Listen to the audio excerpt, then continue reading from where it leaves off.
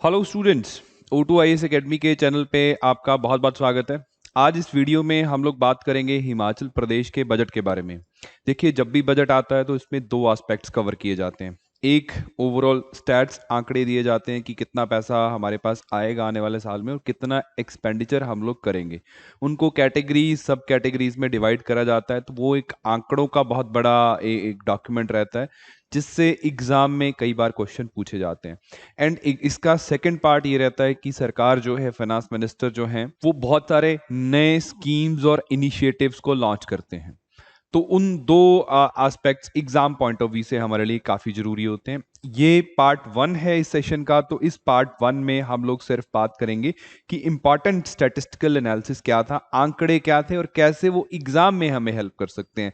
Budget जब भी पढ़ा जाता है तो ये काफी मुश्किल फील होता है हमें। बहुत सारी चीजें हैं जो घूम घूम के बार बार हमारे सामने आती हैं, नई नई टर्मिनोलॉजीज देखने को मिलती है। तो इस वीडियो में हम लोग इसको आसान भाषा में समझने की कोशिश करेंगे। और इस सेशन का जो पीडीएफ रहेगा, इन आंकड़ों की कंपिलेशन का जो पीडीएफ है, वो O2 IAS एकेडमी की जो Android as well as iOS की मोबाइल एप्लीकेशन है, उसके फ्री स्टडी मटेरियल सेक्शन में आपको मिल जाएगा। बाद में जब भी आपको रेफर करना हो, उसको डाउनलोड करके आप रख सकते हो अपने फोन में। और इसके साथ साथ वहां पे HAS या इससे रिलेटेड एग्जाम की तैयारी के लिए और बहुत सारा कंटेंट अवेलेबल है। स्पेसिफिकली HAS प्रीलिम्स का टेस्ट सीरीज, जो उसमें बहुत सारे लोग ऑलरेडी इनरोल हो चुके हैं, और उसके फर्स्ट 3 टेस्ट जो हैं वो फ्री ऑफ कॉस्ट हैं। तो एटलीस्ट आप उनको जाके ट्राई कर सकते हैं, आपको एक लेवल का आइडिया होगा कि कैसे आपकी तैयारी चल रही है।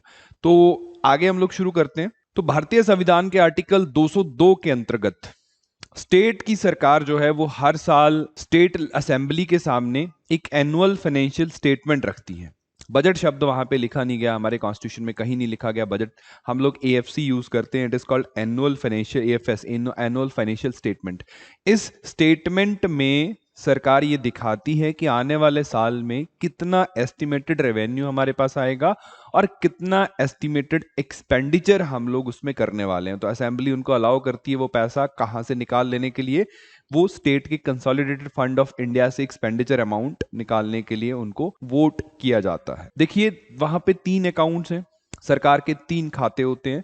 वो खाता पहला कौन सा है? That is called consolidated fund of state. जितना भी रेवेन्यू है, लगभग सारे का सारा रेवेन्यू इसी खाते में आता है और इसको निकालने के लिए इनको असेंबली की परमिशन होती है। वही परमिशन बजट के टाइम ली जाती है, कितना पैसा निकालना है भाई, अगले साल में ऐसा एक्सपेंडिचर हम लोग करेंगे, रेवेन्यू आएगा तो भर भी देंगे इसको। दूसरा होता है जी कॉन्टीजेंसी फंड। आर्टिकल 267 में इसके बारे में लिखा गया है। कॉन्टीजेंसीज के लिए एक अलग से फंड बना के रखा जाता है कि मान लीजिए ये सेशन में नहीं है असेंबली, तो उस टाइम स्टेट को कोई आवश्यकता होगी तो वो कॉन्टीजेंसी फंड से उस पैसे को यूज कर सकते हैं। ये पैसा कंसोलिडेटेड फंड से निकाल के डाला जाता है, हर बजट में इस कॉन्टीजेंसी फंड को रिफिल करते रहते हैं। और तीसरा आता है पब्लिक अकाउंट।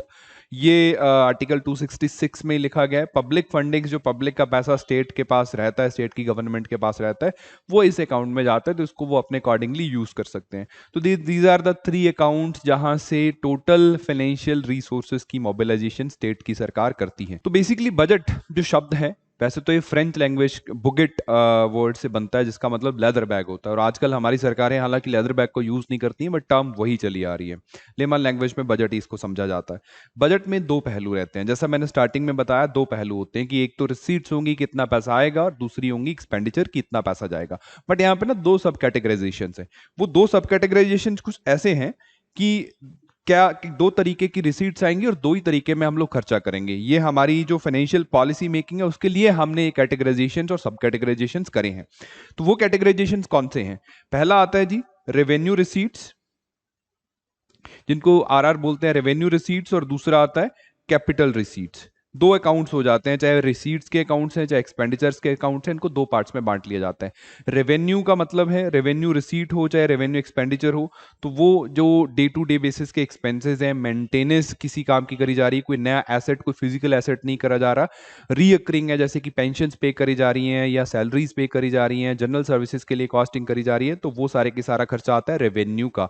अगर उससे कोई पैसा आ रहा है तो वो सारे का सारा रेवेन्यू आता है, सॉरी रिसीट्स आती है रेवेन्यू की। दूसरी सब कैटेगराइजेशन यहां निकल के आती है कैपिटल रेवेन्यू या कैपिटल एक्सपेंडिचर। तो इनसे कैपिटल अकाउंट से हमारा मतलब है कि लॉन्ग टर्म का एक्सपेंडिचर, ऐसा एक्सपेंडिचर या रेवेन्यू जो मोटे अमाउंट में लॉन्ग टर्म के लिए आ रहा है, कोई फिजिकल इंफ्रास्ट्रक्चर क्रिएट किया जा रहा है, कोई लोन मिल रहा है या कोई लोन ग्रांट किया जा रहा है, तो वो चीजें निकल के आती हैं यहाँ पे। तो दो कैटेगराइजेशन होगी। अब रिसीट्स में भी दो तरीके की चीजें हैं, रेवेन्यू रिसीट्स और capital receipts. Revenue day to day वाली, कैपिटल जो है वो लॉन्ग टर्म वाली। सिमिलरली हम लोग एक्सपेंडिचर करेंगे। एक्सपेंडिचर कैसे करेंगे? रेवेन्यू का एक्सपेंडिचर है और कैपिटल का एक्सपेंडिचर है। और स्टेट का जो इस साल का बजट आया, हिमाचल का बजट आया, लगभग 50,000 करोड़ रुपए का बजट है। तो हमें आंकड़ों में यही देखना है कि रेवेन्यू रिसीट कितने का हुआ, कैपिटल रिसीट कितने का हुआ, रेवेन्यू एक्सपेंडिचर कितना होगा, कैपिटल एक्सपेंडिचर कितना होगा। और खर्चा हमेशा ज्यादा रहता है रेवेन्यू से, तो वो जो गैप है वो कैसे फिल करेंगे और कितना गैप क्रिएट हुआ, जिसको ये लोग फर्दर डेफिशिट कहते हैं जाके। तो लगभग 37,000 करोड़, एग्जैक्टली आंकड़ा नहीं भी याद करोगे तो बात बन जाएगी, इतना सा याद रखिएगा कि 37,000 करोड़ जो था वो रेवेन्यू रिसीट्स थी, 13,000 करोड़ जो है वो कैपिटल रिसीट्स है। एंड एक्सपेंडिचर साइड अगर देखें तो रेवेन्यू अकाउंट का जो एक्सपेंडिचर है that is somewhere around 38,500 crore. Capital account में 6,000 करोड़ का एक्सपेंडिचर है। और वहीं पे अगर मैं लोन्स और पब्लिक डेट को इंक्लूड करता हूं तो ये आंकड़ा बढ़ जाता है। पब्लिक डेट भी यहाँ पे लगभग 5,000 करोड़ है और लोन्स भी जो है 350 करोड़ के आसपास के हैं, जो लोन दिए गए हैं फर्दर, या पुराना जो पब्लिक डेट था उसकी रीपेमेंट करी गई है।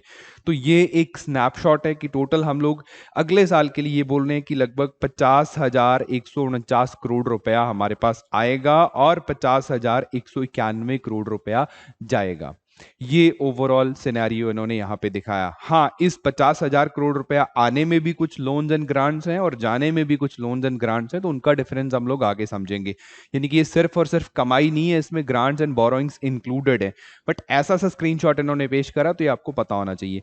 अब इसमें फर्दर आंकड़ों की सब कैटेगराइजेशन अगर आप देखना चाहते हो तो यहां से स्क्रीनशॉट ले लेना, बट हालांकि इतना जरूरी नहीं है। जितना सा जरूरी है मैं आपको आगे बता दूंगा। दो चीजें यहां पे निकल के आती हैं जब भी बजट को देखा जाए कि कितना इसमें रेवेन्यू अकाउंट का डेफिशिएट है, यानी कि रेवेन्यू से जितनी रिसीट्स हुई और रेवेन्यू से जितना एक्सपेंडिचर हुआ उतने उसमें कितना है।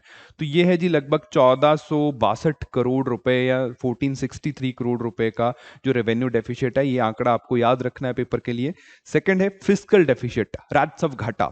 तो राजस्व घाटा बेसिकली इसको ऐसे समझा जाता है कि टोटल रेवेन्यू कितना आया हमारे पास, रिसीट्स कितनी आई और टोटल एक्सपेंडिचर कितना हुआ, उनका डिफरेंस। एक्सपेंडिचर ज्यादा है तो हमने उस ज्यादा एक्सपेंडिचर करने के लिए क्या किया होगा, हमने उधार लिया होगा, बोरोइंग्स ली होंगी। तो जो बोरोइंग्स हैं दे आर अराउंड 7789 करोड़, है ना, 7700 करोड़ के आसपास का जो बोरोइंग्स है वो यहाँ पे निकल के आती हैं। तो ये दो आंकड़े आपके लिए जरूरी हैं, ये आपको याद रखने हैं।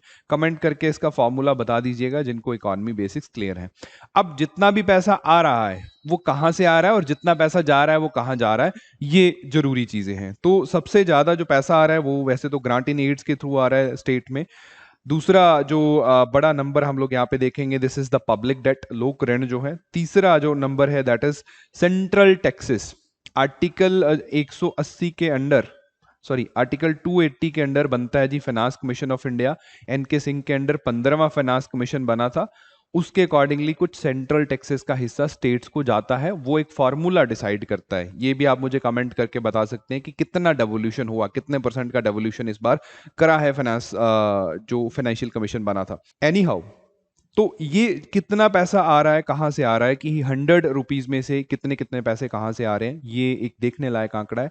ऐसे नहीं देखना आपने, आपने इनको असेंडिंग या डिसेंडिंग ऑर्डर में याद कर लेना कि सबसे ज्यादा यहां से आ रहा था और सबसे कम यहां से आ रहा है। समटाइम्स पेपर में पूछने लायक आंकड़ा है। सिमिलरली कि जा कहां रहा है, जनरल सर्विसेज पे कितना हो रहा है, सोशल सर्विसेज पे कितना हो रहा है, इकोनॉमिक सर्विसेज पे कितना हो रहा है। तो लगभग जनरल सर्विसेज और इकोनॉमिक सोशल सर्विसेज सेम है, 30 और 31% यहाँ पे हो रहा है। इकोनॉमिक सर्विसेज पे 13% हो रहा है। लोन एडवांसेस पे 1% कर रहे हैं। कैपिटल एक्सपेंडिचर 12% है। सब्सिडीज जो है वो 2% है। ये जरूरी आंकड़ा निकल के आता है, कई बार पूछ लेते हैं कि सब्सिडीज कितनी चल रही हैं। लोन की जो पेमेंट्स है वो 11% है। तो ऐसे पैसा आया, इधर गया। तो ये जो 3 सर्विसेज हैं इनका मैंने एंड पे डाला है कि कौन कौन सी सर्विसेज जनरल सर्विसेज कंसिडर करी जाती हैं, एंड बाकी 2 के बारे में भी मैं आपको बताऊंगा। तो अंत में इस वीडियो के 2 स्लाइड्स गिवन है। अब दूसरी बात है कि सेक्टर वाइज भी कई बार पूछ लिया जाता है कि एजुकेशन को कितने प्रतिशत मिला है, हेल्थ को कितने प्रतिशत मिला है। तो सिमिलरली वो चीजें आपको यहाँ पे देखनी है। एग्रीकल्चर को 16% मिला है, हेल्थ को 6% दिया गया है, रूरल को 3% है, एंड सो सारा नहीं पढ़ के सुनाऊंगा, just take a screenshot of it. दो चार चीजें याद रह जाएंगी, जैसे एजुकेशन, हेल्थ, इस तरीके की चीजों पे पूछ लिया जाता है, या एक असेंडिंग ऑर्डर बना के इनको आप याद कर सकते हो। जरूरी है ये चीजें। एक और इंपॉर्टेंट एस्पेक्ट इस बार बजट में देखने को मिला है कि यहाँ पे एक पाई चार्ट में इन्होंने आंकड़ा दिखाया है। किसके रिलेटेड आंकड़ा दिखाया है? दैट इज रिलेटेड टू कि स्टेट ने कितनी लायबिलिटीज है, कितनी कमिटेड लायबिलिटीज हैं। लायबिलिटीज आर देनदारीज है ना, कितना खर्चा स्टेट करने वाला है ऐसी चीजों पे। तो सबसे बड़ी लायबिलिटी यहाँ पे स्टेट की निकल के आती है, it is related to salary.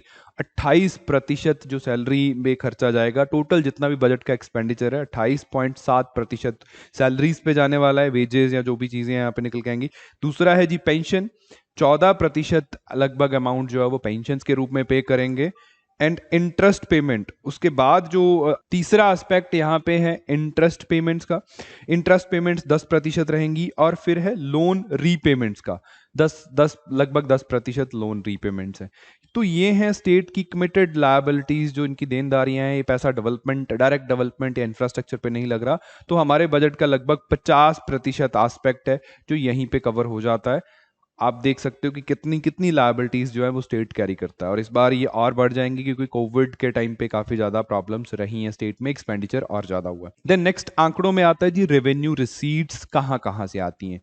Account थे ना, कैपिटल अकाउंट था और रेवेन्यू अकाउंट था।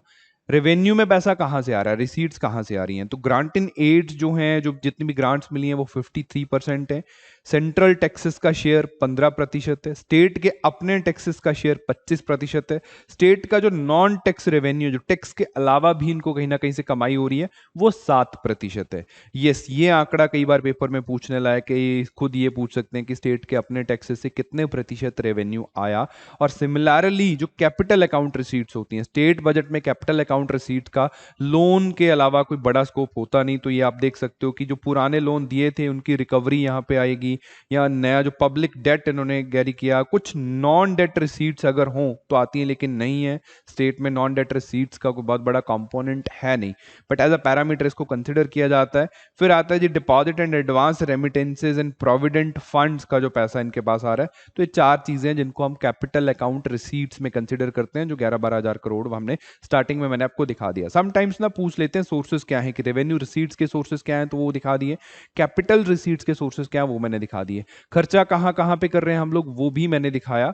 जनरली आप लोग और भी क्लैरिटी से देख सकते हो कि रेवेन्यू एक्सपेंडिचर जो हमारा जा रहा है 40% जनरल सर्विस पे जा रहा है, 20% इकोनॉमिक सर्विस पे जा रहा है, 40% जो है वो सोशल सर्विसेज पे जा रहा है। रेवेन्यू एक्सपेंडिचर जनरली रीअकरिंग होता है, और ये कोई बहुत बड़ा फिजिकल इंफ्रास्ट्रक्चर इन्वेस्ट नहीं करता।